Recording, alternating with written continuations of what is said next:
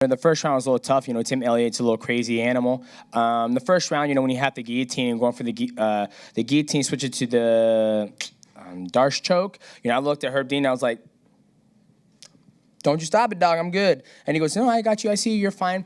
And just doing the hand fighting. And he was really, I mean, that's what people have to do. They got to try to get on me, smother me. When I had him in a clinch and he was throwing all those shots, just doing all this wild. It was just like, okay, it's fine.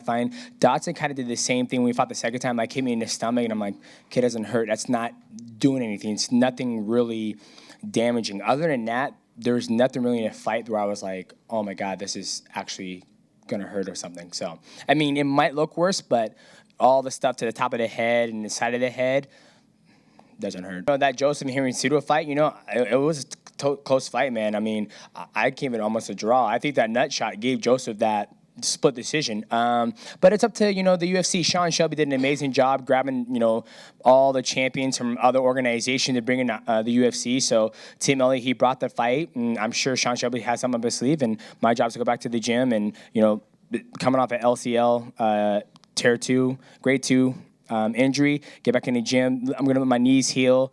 And we'll see what's next. You got to display all sides of mixed martial arts, and that's what I did tonight. He was a bigger guy, able to take him down. I had him in almost a choke, arm bar, straight arm lock.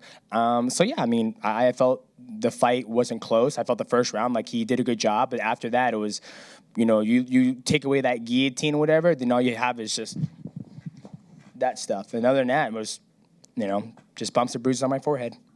I'm a self-motivator. I didn't get in this sport to become a world champion. I got in this sport to become a better mixed martial artist. And a long time ago, Matt might not remember this, Matt was like, if your goal is to become champion, you're lost. He goes, I can offer you way more than becoming a champion. I was like, interesting. Let me find out what this path leads me to. And this is basically the byproduct of me always learning, pushing myself, and want more for myself. And then, your next fight will be with a lot of historical implications on the line. You're not a guy who, you would tie Anderson Silva, his streak? Go on. Okay. It looks like you were confused, like you didn't know what I was talking Yeah, I was a little confused, but go on. I mean, you're not a guy who asked for anything specific, but do you have any ideas of where or when that historical fight should happen? Oh, when I tie it? Yeah. Vegas. Always Vegas. I love Vegas. Why is that? Same time zone.